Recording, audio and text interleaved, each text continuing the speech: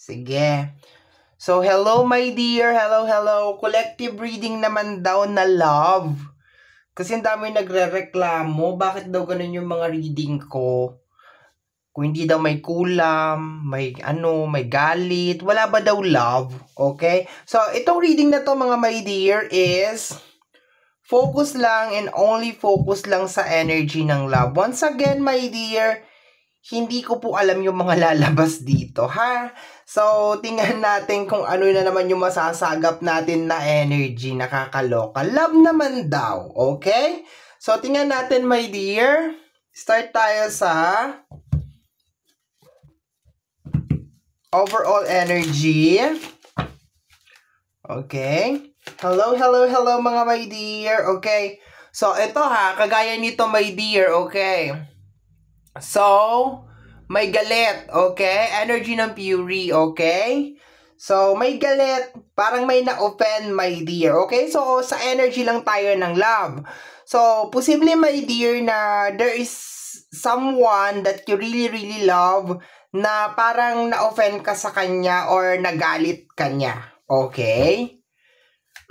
Sanay kasi ako, my dear, yung parang random na energy lang. Ayoko talaga mag-focus sa love. Pero, sige, dahil request nyo nga, go.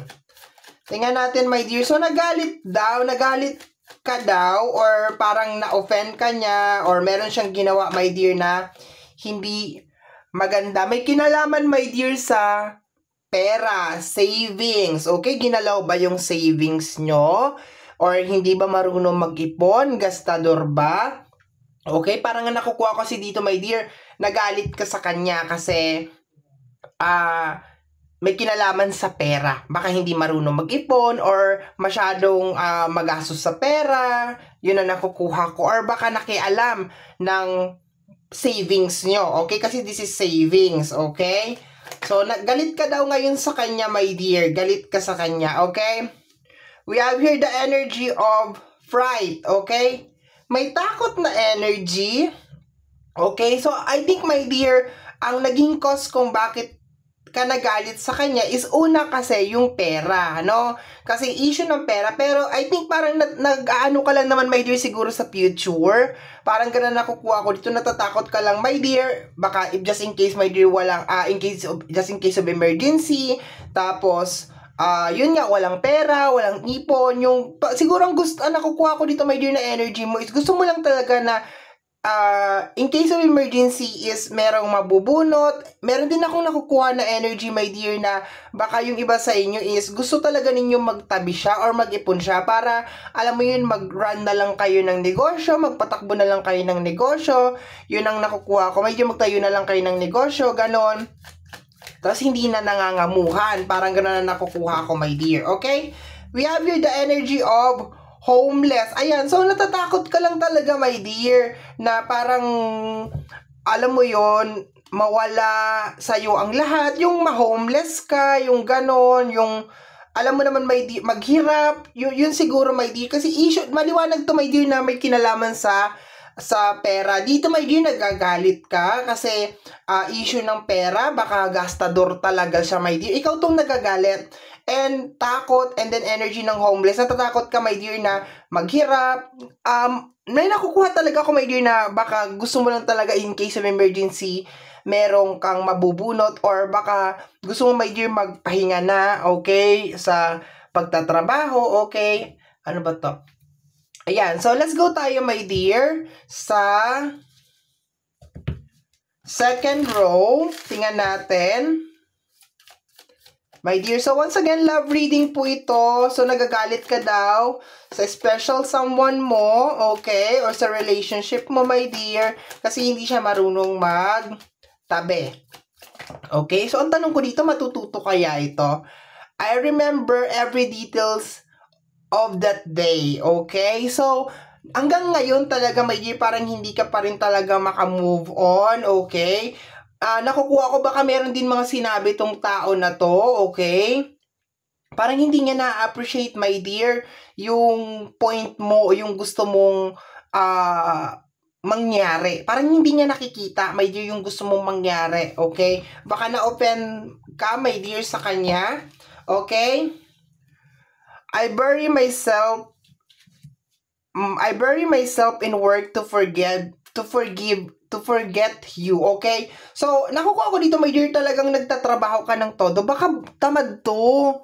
Okay, baka tamad siya, tapos gastos ng gastos, yun ang nakukuha ko, my dear, hindi marunong magtabi, baka maluho siya, my dear. Kasi kung makikita mo dito, my dear, ayan o, may dalawang matanda dito, baka ikaw tong isa, tapos siya tong isa. So, gusto mo lang naman talaga, my dear, na meron talagang, alam mo yun, pag matanda na kayo, pag uugod-ugod na kayong dalawa, meron kang mabubunot or meron pa rin kayong source of income. Yun ang nakukuha ko dito, pero parang hindi yun ang gusto niya, parang hindi yun ang nakukuha ko, my dear, na energy niya, okay?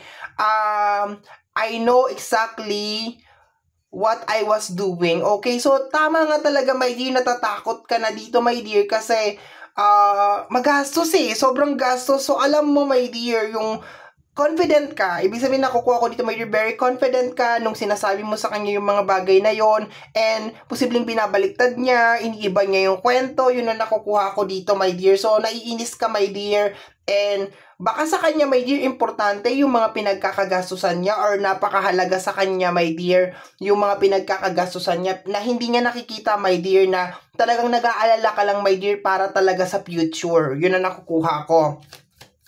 Next na energy, my dear.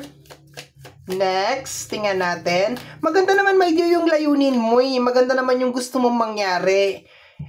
We both know that I am not the one for you, okay? So, siguro talaga, my dear, hindi talaga kayo match kasi baka hindi pa talaga siya matured. Yun na nakukuha ko, my dear.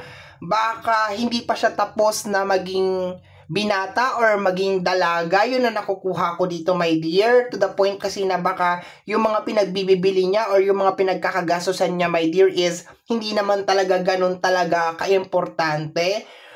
For some of you, my dear, baka iniisip mo na rin na makipaghiwalay or nakipaghiwalay dito sa tao na to.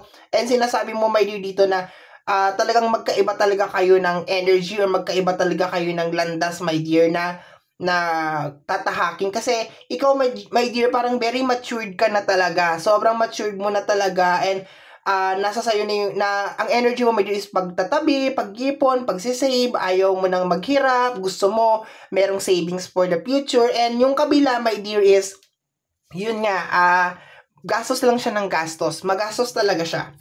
Okay, next row tayo, my dear, next row. Okay, once again, love reading po ito. Ayan, kasi may nag-request, sana happy na si Madam. I need more balance, okay? So, binabalansin mo, my dear, yung buhay mo kasi. So, alam ko, my dear, marami talaga sa inyo ang ayaw nang bumalik talaga sa walang-wala or gusto na talaga ninyong makaalis dun sa sitwasyon. Nakukuha ko kanina pa na yung iba sa inyo gusto na talagang makaalis sa trabaho, makapag-start na lang ng negosyo, yung ganun, magkaroon ng savings. Nakukuha ko rin yun for in case of emergency, merong huhugutin, yung mga ganun. Kaso, I think, my dear, baka nasa maling tao ka. Okay? Baka hindi talaga siya, my dear, yung para sa'yo.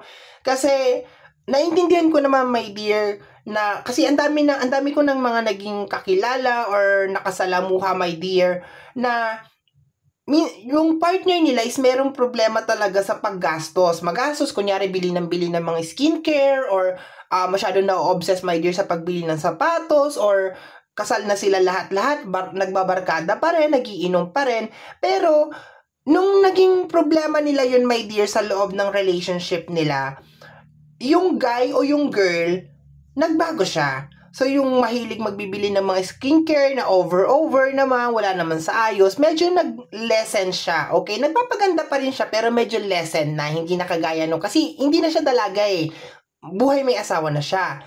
And it is the same thing din, my dear, dun sa kakilala ko na lalaki na sobrang obsessed naman, my dear, sa shoes, no, na yung mga sapatos niya, hindi naman niya as in talaga nagagamit. Yung iba nga, talagang mga bago pa talaga, my dear, naka-display pa. So, hindi na rin siya masyadong nagbibili ng mga, namimili pa rin siya, pero not like before, na parang halos every month, meron siyang dagdag na collection na sapatos sa ano niya. So, and meron din ako naging isang client, my dear, na tumigil na siyang, nakikipagbarkada pa rin siya, pero hindi na siya yung parang naglulustay ng pera, yung ganon. So, minsan talaga may dear makakatagpo tayo ng tao na meron silang mga kaugalian, okay? Mga kaugalian na parang ayaw natin o hindi na talaga makakatulong my dear sa relationship kasi mag-asawa na eh, buhay may asawa ka na eh, ganon. Pero, kahit ganon, basta open my dear yung tao for changes, for adjustment, walang problema, tuloy my dear ang relationship. Kaso, kung ilang taon na kayong magkasama and parang paulit-ulit lang, parang yung mga sinasabi mo sa kanya is hindi nagre-registered, walang pagbabago, ganun pa rin talaga siya. Lalo na my dear, kung hindi naman siya my dear yung kumikita ng pera, galing naman sa'yo yung pera or something, tas gastos pa rin siya ng gastos, bili pa rin siya ng bili ng mga sapatos or nililibre niya pa rin yung mga barkada niya, ganun. Tapos wala kayong savings for emergency, tapos ikaw napapagod ka na magtrabaho, yung mga ganun na energy my dear, no? So, I guess my dear, tama tong sinasabi dito my dear ng card na we both know that I am not the one for you. So, alam natin parehas na hindi tayo ang tinadhana sa isa't isa kasi magkaiba tayo ng energy, lagi tayong hindi nagkakasundo sa bagay-bagay, okay? And kung nadidrain ka, my dear, dun sa partner mo, isang sign, my dear, na hindi talaga siya ang para sa'yo is kung nadidrain ka sa energy niya, okay? Kung nadidrain ka sa energy niya, napapagod ka sa energy niya, so hindi siya para sa'yo, okay? So, taga lang. Excuse me, nasamid ako sa sarili kong laway. Sabi mo dito, I need more balance, okay? So, inaayos mo yung buhay mo ngayon, okay? Nakakuha ko. And hindi mo gugustuhin, my dear, na mayroon kang kasama, my dear, na hindi parehas ng energy mo or na magkaiba kayo ng page, okay? Wala kayo sa iisang page, okay? So, posibleng hiniwalayan mo siya or parang naiinis ka sa kanya, balak mo siyang hiwalayan, my dear, nang dahil sa ganitong ugali niya na parang wala siyang control, my dear, sa usapin ng pera. Okay? So, let's go tayo, my dear. Let's go.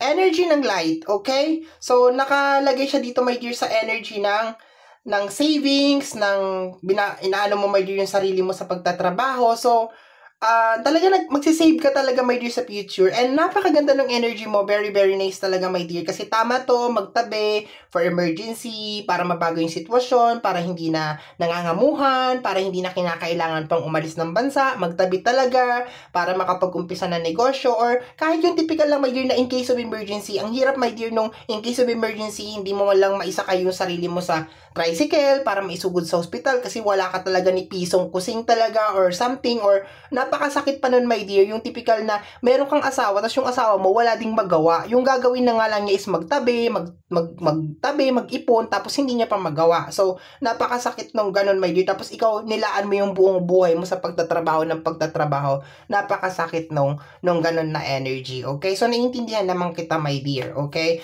I think parang nai-stress ka lang talaga sa kanya, okay? Parang talagang kahit ano sigurong sabihin mo sa kanya, my dear, parang hindi talaga siya nakikinig.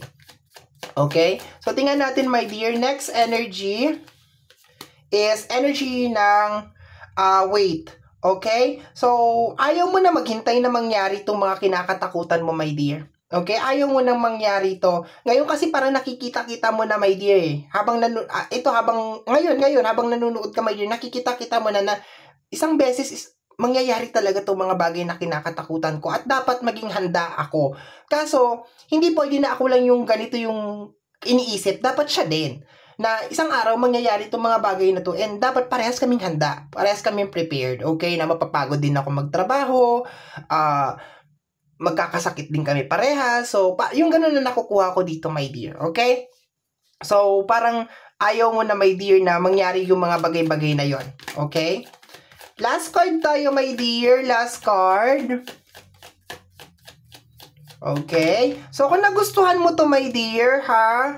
Comment ka lang ng another love reading. Kasi, sige, gagawin ko siya, my dear. Okay?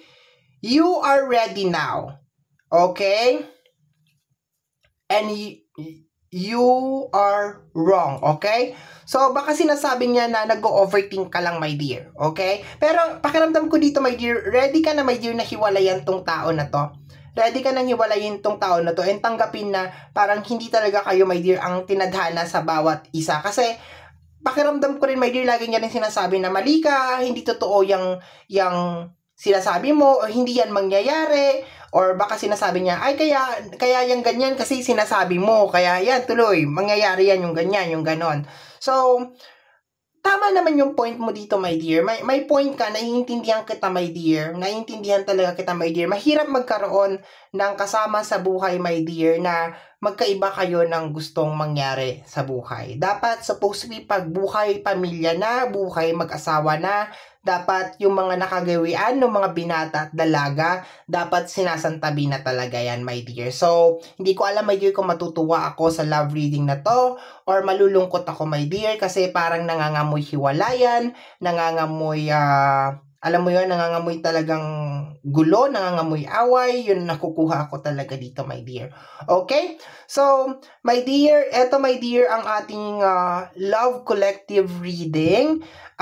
Kung nagustuhan mo ito, my dear, napadaan ka lang, don't forget, my dear, to subscribe. Click mo, my dear, ang notification bell para ma-update ka sa aking mga upload kung napapanood mo to, my dear, sa ating YouTube channel. Kung napapanood mo naman to, my dear, sa ating Facebook page, huwag na mag-alinlangan, my dear, na mag-follow, mag-like sa ating Facebook page. Free to like, free to share, free to comment, my dear, sa lahat ng ating mga videos. Once again, my name is RJ, also known as Apo J. Maraming salamat, my dear, and until next time, bye-bye! Thank you, my dear!